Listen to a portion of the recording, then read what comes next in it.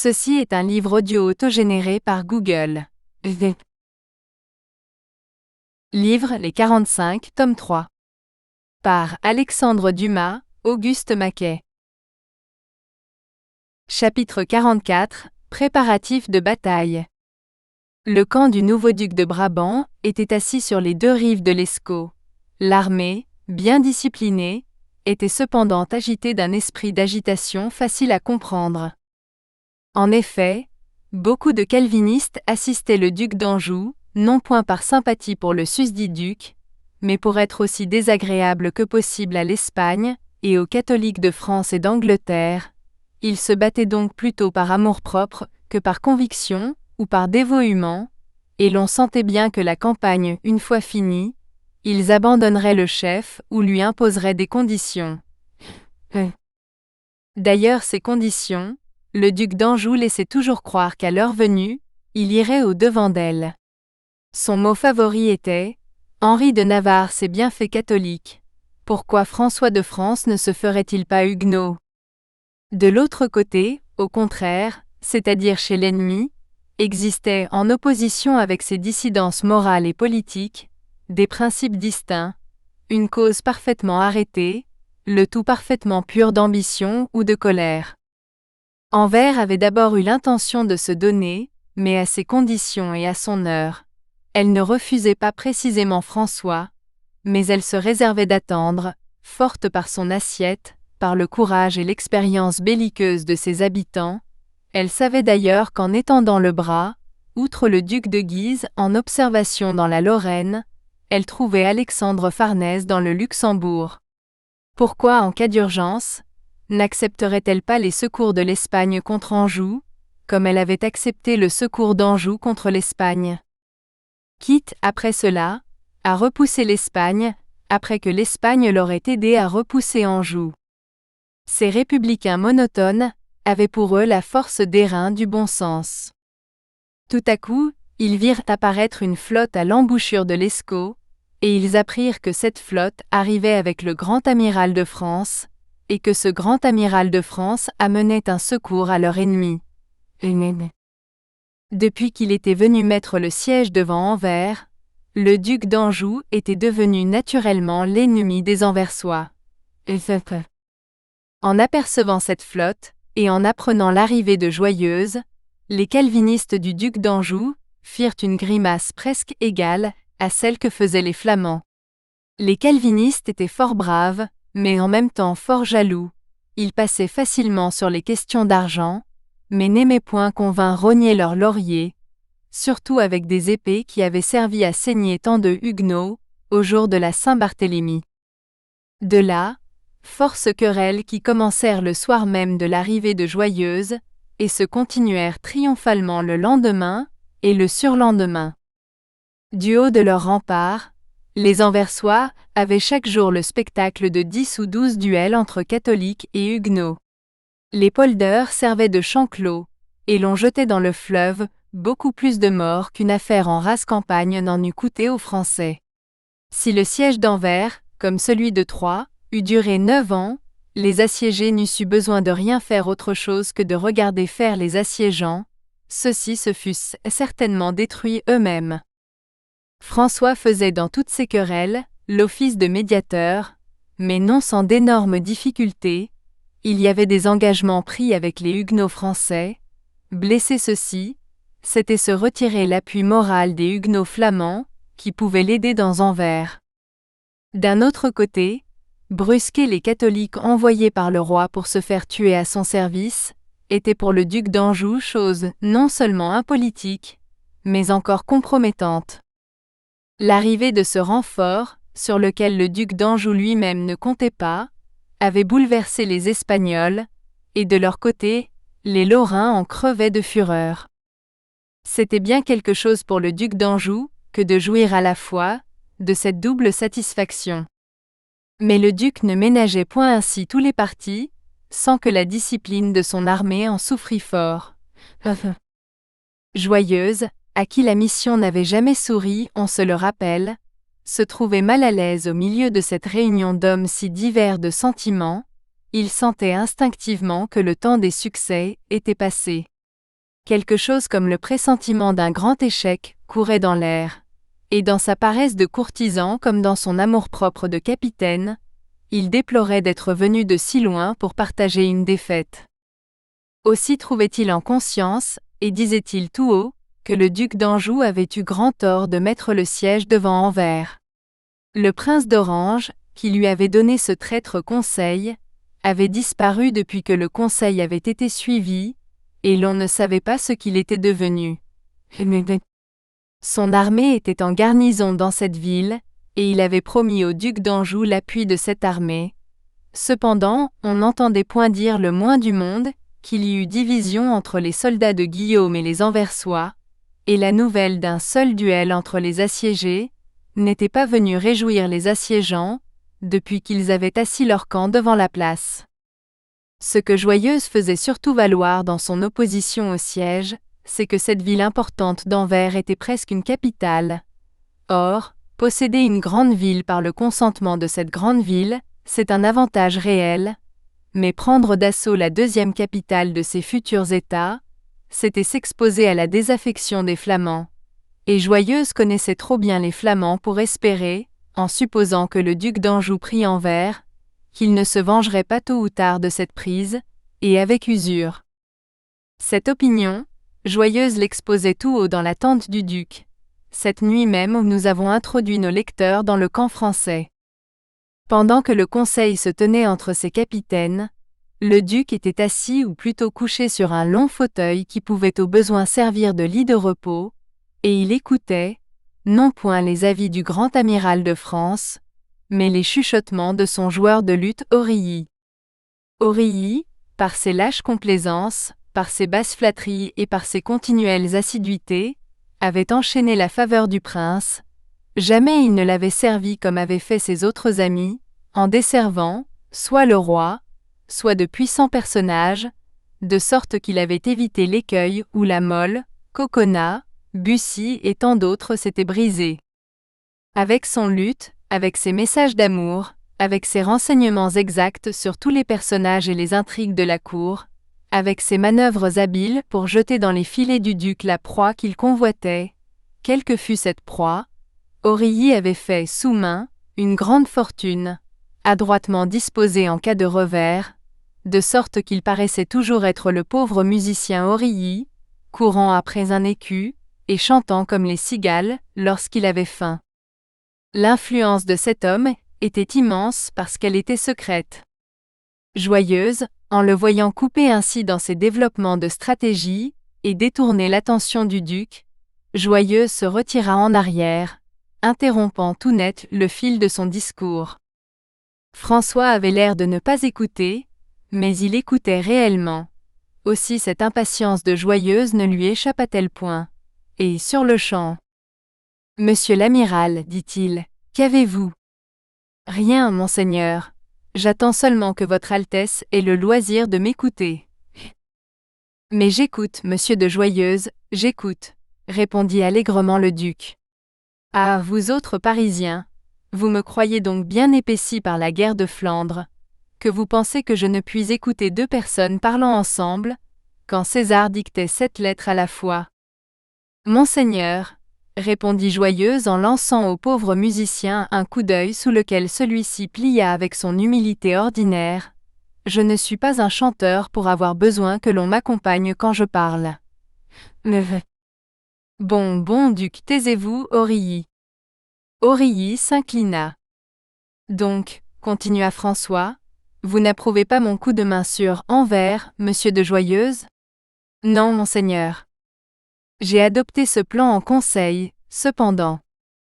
Aussi, monseigneur, n'est-ce qu'avec une grande réserve que je prends la parole, après tant d'expérimentés capitaines. » Et Joyeuse, en homme de cour, salua autour de lui. Plusieurs voix s'élevèrent pour affirmer au grand amiral que son avis était le leur. D'autres, sans parler, firent des signes d'assentiment. « Comte de Saint-Aignan, » dit le prince à l'un de ses plus braves colonels, « vous n'êtes pas de l'avis de monsieur de Joyeuse, vous ? » ?»« Si fait, monseigneur, » répondit monsieur de Saint-Aignan. « Ah ! C'est que, comme vous faisiez la grimace. Chacun se mit à rire. Joyeuse pâlit, le comte rougit. Si monsieur le comte de Saint-Aignan, dit Joyeuse, a l'habitude de donner son avis de cette façon, c'est un conseiller peu poli, voilà tout. Monsieur de Joyeuse, repartit vivement Saint-Aignan, Son Altesse a eu tort de me reprocher une infirmité contractée à son service. J'ai, à la prise de Cateau-Cambrésis, reçu un coup de pique dans la tête, et depuis ce temps j'ai des contractions nerveuses, ce qui occasionne les grimaces dont se plaint Son Altesse. Ce n'est pas toutefois une excuse que je vous donne, monsieur de Joyeuse. C'est une explication, dit fièrement le comte en se retournant. Non, monsieur, dit Joyeuse en lui tendant la main, c'est un reproche que vous faites, et vous avez raison. Le sang monta au visage du duc François. Et à qui ce reproche? Dit-il. Mais à moi, probablement, monseigneur. Pourquoi Saint-Aignan vous ferait-il un reproche, monsieur de Joyeuse, à vous qu'il ne connaît pas? Parce que j'ai pu croire un instant que monsieur de Saint-Aignan aimait assez peu votre Altesse, pour lui donner le conseil de prendre Anvers. Papa. Mais enfin, s'écria le prince, il faut que ma position se dessine dans le pays. Je suis duc de Brabant, et comte de Flandre de nom. Il faut que je le sois aussi de fait. Ce taciturne qui se cache je ne sais où, m'a parlé d'une royauté. Où est-elle, cette royauté? Dans Anvers. Où est-il, lui? Dans Anvers aussi, probablement. Eh bien, il faut prendre Anvers, et Anvers pris, nous saurons à quoi nous en tenir. Et, monseigneur, vous le savez déjà, sur mon âme, ou vous seriez en vérité moins bon politique qu'on ne le dit. Qui vous a donné le conseil de prendre Anvers? Monsieur le prince d'Orange, qui a disparu au moment de se mettre en campagne, monsieur le prince d'Orange, qui, tout en faisant votre Altesse duc de Brabant, s'est réservé la lieutenance générale du duché, le prince d'Orange, qui a intérêt à ruiner les Espagnols par vous et vous par les Espagnols, monsieur le prince d'Orange, qui vous remplacera, qui vous succédera, s'il ne vous remplace et ne vous succède déjà, le prince d'Orange. Et, monseigneur, jusqu'à présent, en suivant les conseils du prince d'Orange, vous n'avez fait qu'indisposer les Flamands. Vienne un revers, et tous ceux qui n'osent vous regarder en face courront après vous, comme ces chiens timides qui ne courent qu'après les fuyards. Quoi? Vous supposez que je puisse être battu par des marchands de laine, par des buveurs des bières? Ces marchands de laine, ces buveurs de bière ont donné forte affaire au roi Philippe de Valois, à l'empereur Charles V et au roi Philippe II, qui étaient trois princes d'assez bonne maison, monseigneur, pour que la comparaison ne puisse pas vous être trop désagréable. Ainsi, vous craignez un échec? Oui, monseigneur, je le crains. Vous ne serez donc pas là, monsieur de Joyeuse? Pourquoi donc n'y serais-je point? Parce que je m'étonne que vous doutiez à ce point de votre propre bravoure, que vous vous voyiez déjà en fuite devant les Flamands. En tout cas, rassurez-vous, ces prudents commerçants ont l'habitude, quand ils marchent au combat, de s'affubler de trop lourdes armures pour qu'ils aient la chance de vous atteindre. Courussent-ils après vous? Monseigneur, je ne doute pas de mon courage. Monseigneur, je serai au premier rang, mais je serai battu au premier rang, tandis que d'autres le seront au dernier. Voilà tout. Mais enfin, votre raisonnement n'est pas logique, monsieur de Joyeuse. Vous approuvez que j'ai pris les petites places. J'approuve que vous preniez ce qui ne se défend point. Eh bien, après avoir pris les petites places qui ne se défendaient pas, comme vous dites, je ne reculerai point devant la grande, parce qu'elle se défend, ou plutôt parce qu'elle menace de se défendre. Et votre Altesse a tort. Mieux vaut reculer sur un terrain sûr que de trébucher dans un fossé, en continuant de marcher en avant. Soit je trébucherai, mais je ne reculerai pas. Votre Altesse fera ici comme elle voudra, dit Joyeuse en s'inclinant, et nous, de notre côté, nous ferons comme voudra votre Altesse. Nous sommes ici pour lui obéir. Ce n'est pas répondre, duc. C'est cependant la seule réponse que je puisse faire à votre Altesse. Voyons, prouvez-moi que j'ai tort. Je ne demande pas mieux que de me rendre à votre avis. Monseigneur, voyez l'armée du prince d'Orange, elle était vôtre, n'est-ce pas? Eh bien, au lieu de camper avec vous devant Anvers, elle est dans Anvers, ce qui est bien différent. Voyez le taciturne, comme vous l'appelez vous-même, il était votre ami et votre conseiller. Non seulement vous ne savez pas ce qu'est devenu le conseiller, mais encore vous croyez être sûr que l'ami s'est changé en ennemi. Voyez les Flamands, lorsque vous étiez en Flandre, ils pavoisaient leurs barques et leurs murailles, en vous voyant arriver. Maintenant ils ferment leurs portes à votre vue, et braquent leurs canons à votre approche, ni plus ni moins que si vous étiez le duc d'Albe. Eh bien, je vous le dis, Flamands et Hollandais, Anvers et Orange n'attendent qu'une occasion de s'unir contre vous. Et ce moment sera celui où vous crierez feu à votre maître d'artillerie. Eh bien, répondit le duc d'Anjou, on battra du même coup Anvers et Orange, Flamands et Hollandais.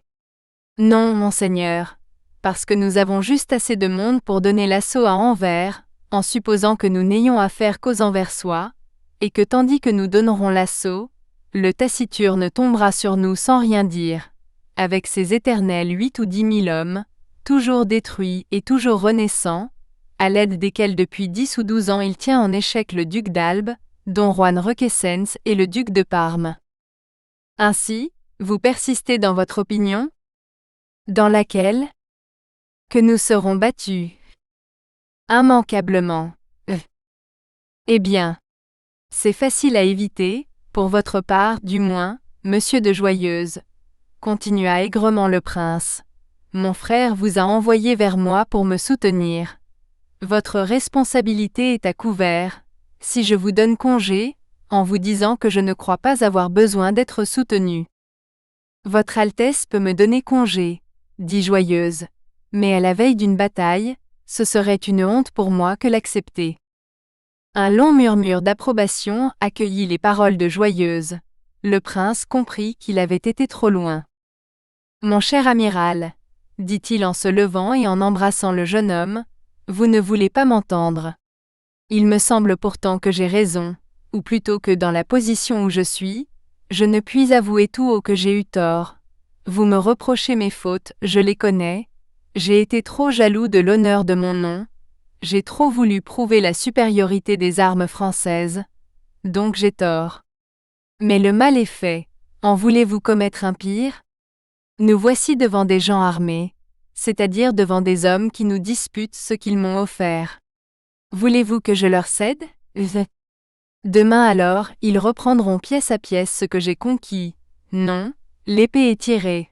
Frappons, ou sinon nous serons frappés. Voilà mon sentiment. Du moment où votre Altesse parle ainsi, dit Joyeuse, je me garderai d'ajouter un mot.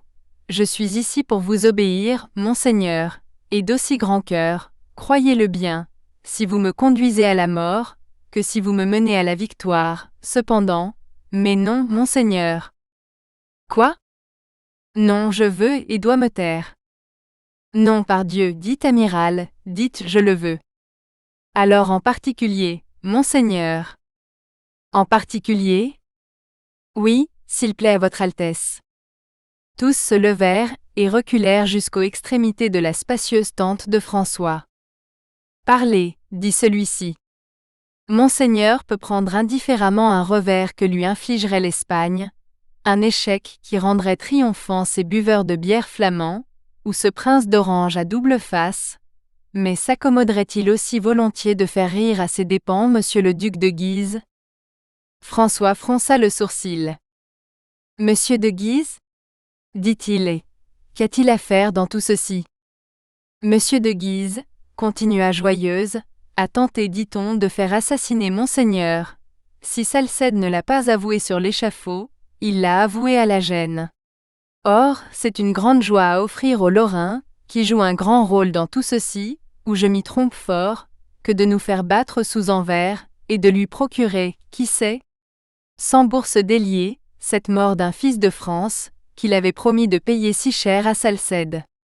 Lisez l'histoire de Flandre, monseigneur, et vous y verrez que les Flamands ont pour habitude d'engraisser leurs terres avec le sang des princes les plus illustres et des meilleurs chevaliers français. Le duc secoua la tête. Eh bien, sois Joyeuse, dit-il, Je donnerai s'il le faut au Lorrain maudit la joie de me voir mort, mais je ne lui donnerai pas celle de me voir fuyant. J'ai soif de gloire joyeuse, car seul de mon nom, j'ai encore des batailles à gagner. Et Cato Cambrésis que vous oubliez, monseigneur, il est vrai que vous êtes le seul. Comparez donc cette escarmouche à Jarnac et à Moncontour, joyeuse, et faites le compte de ce que je redois à mon bien-aimé frère Henri. Non, non, ajouta-t-il, je ne suis pas un roitelet de Navarre, je suis un prince français, moi. Puis se retournant vers les seigneurs, qui, aux paroles de Joyeuse, s'étaient éloignés. Messieurs, ajouta-t-il, l'assaut tient toujours, la pluie a cessé, les terrains sont bons, nous attaquerons cette nuit. Joyeuse s'inclina. Monseigneur voudra bien détailler ses ordres, dit-il, nous les attendons. Vous avez 8 vaisseaux, sans compter la galère amirale, n'est-ce pas, monsieur de Joyeuse? Oui, monseigneur.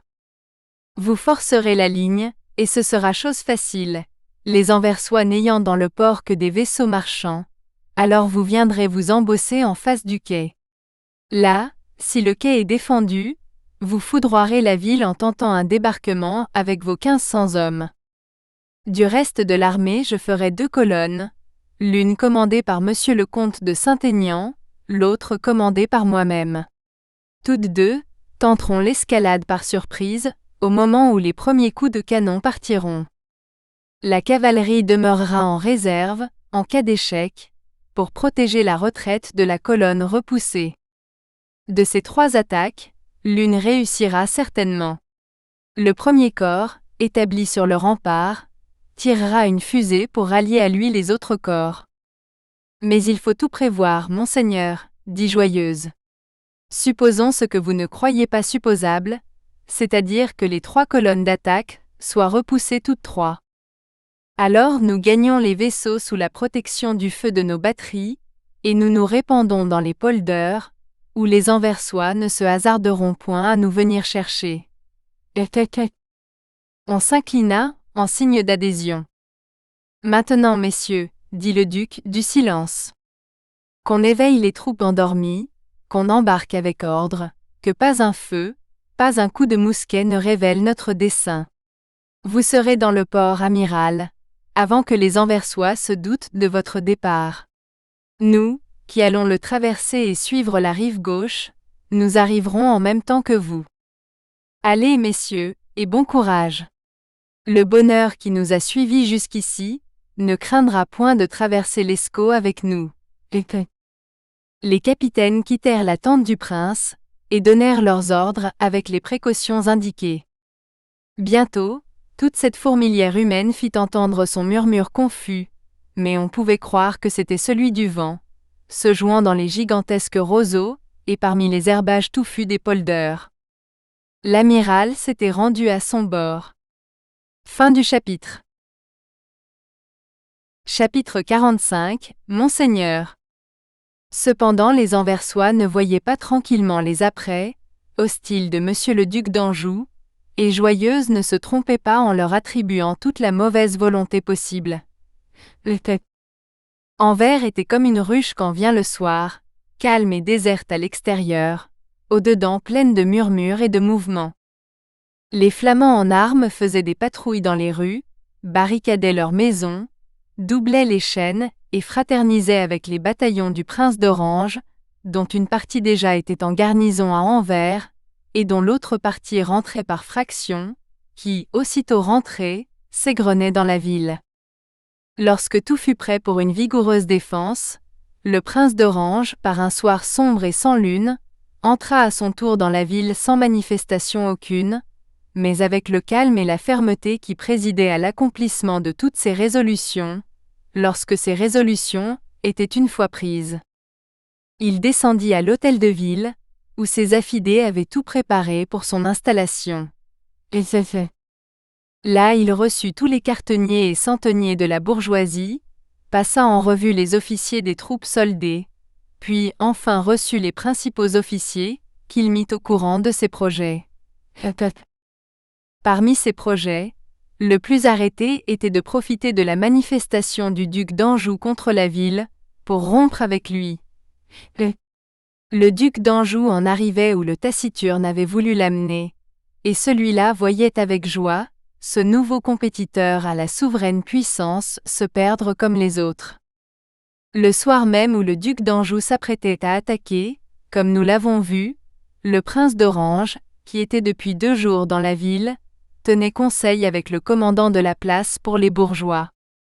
À chaque objection faite par le gouverneur au plan offensif du prince d'Orange, si cette objection pouvait amener du retard dans les plans, le prince d'Orange secouait la tête, comme un homme surpris de cette incertitude. Mais à chaque hochement de tête, le commandant de la place répondait : « Prince, vous savez que c'est chose convenue, que monseigneur doit venir, attendons donc monseigneur. » Ce mot magique faisait froncer le sourcil au Taciturne, mais tout en fronçant le sourcil et en rongeant ses ongles d'impatience, il attendait. Alors chacun attachait ses yeux sur une large horloge au lourd battement, et semblait demander au balancier d'accélérer la venue du personnage attendu si impatiemment. 9 heures du soir sonnèrent. L'incertitude était devenue une anxiété réelle. Quelques vedettes prétendaient avoir aperçu du mouvement dans le camp français. Une petite barque plate comme le bassin d'une balance avait été expédiée sur l'Escaut. Les Anversois, moins inquiets encore de ce qui se passait du côté de la terre que de ce qui se passait du côté de la mer, avaient désiré avoir des nouvelles précises de la flotte française. La petite barque n'était point revenue. Le prince d'Orange se leva, et mordant de colère ses gants de buffle, il dit aux Anversois : « Monseigneur nous fera tant attendre, messieurs, qu'Anvers sera prise et brûlée quand il arrivera. La ville, alors, pourra juger de la différence qui existe sous ce rapport entre les Français et les Espagnols. » Ces paroles n'étaient point faites pour rassurer messieurs les officiers civils. Aussi se regardèrent-ils avec beaucoup d'émotion. En ce moment, un espion qu'on avait envoyé sur la route de Malines, et qui avait poussé son cheval jusqu'à Saint-Nicolas, revint en annonçant qu'il n'avait rien vu ni entendu, qui annonça le moins du monde la venue de la personne que l'on attendait. « Messieurs, s'écria le Taciturne à cette nouvelle, vous le voyez, nous attendrions inutilement, faisons nous-mêmes nos affaires, le temps nous presse et les campagnes ne sont garanties en rien. Il est bon d'avoir confiance en des talents supérieurs, mais vous voyez qu'avant tout, c'est sur soi-même qu'il faut se reposer. Délibérons donc, messieurs. » Il n'avait point achevé, que la portière de la salle se souleva, et qu'un valet de la ville apparut et prononça ce seul mot, qui, dans un pareil moment, paraissait en valoir 1000 autres. « Monseigneur !» Dans l'accent de cet homme, dans cette joie qu'il n'avait pu s'empêcher de manifester en accomplissant son devoir d'huissier, on pouvait lire l'enthousiasme du peuple et toute sa confiance en celui qu'on appelait de ce nom vague et respectueux. « Monseigneur !» À peine le son de cette voix tremblante d'émotion s'était-il éteint, qu'un homme d'une taille élevée et impérieuse, portant avec une grâce suprême le manteau qui l'enveloppait tout entier, entra dans la salle, et salua courtoisement ceux qui se trouvaient là. Mais au premier regard, son œil fier et perçant démêla le prince au milieu des officiers. Il marcha droit à lui, et lui offrit la main. Le prince serra cette main avec affection, et presque avec respect. Ils s'appelèrent monseigneur l'un l'autre. Après ce bref échange de civilité, l'inconnu se débarrassa de son manteau. Il était vêtu d'un pourpoint de buffle, portait des chausses de drap et de longues bottes de cuir. Il était armé d'une longue épée qui semblait faire partie non de son costume, mais de ses membres, tant elle jouait avec aisance à son côté. Une petite dague était passée à sa ceinture, près d'une aumônière gonflée de papier. Au moment où il rejeta son manteau, on put voir ses longues bottes, dont nous avons parlé, toutes souillées de poussière et de boue. Ses éperons, rougis du sang de son cheval, ne rendaient plus qu'un son sinistre à chaque pas qu'il faisait sur les dalles. Il prit place à la table du conseil. « Eh bien, où en sommes-nous, monseigneur ?» demanda-t-il. « Monseigneur, répondit le Taciturne, Vous avez dû voir en venant jusqu'ici, que les rues étaient barricadées. J'ai vu cela. Et les maisons crénelées, ajouta un officier. Nous espérons que vous avez apprécié cet aperçu. Pour continuer à écouter ce livre audio sur Google Play Livres, utilisez le lien dans la description de la vidéo.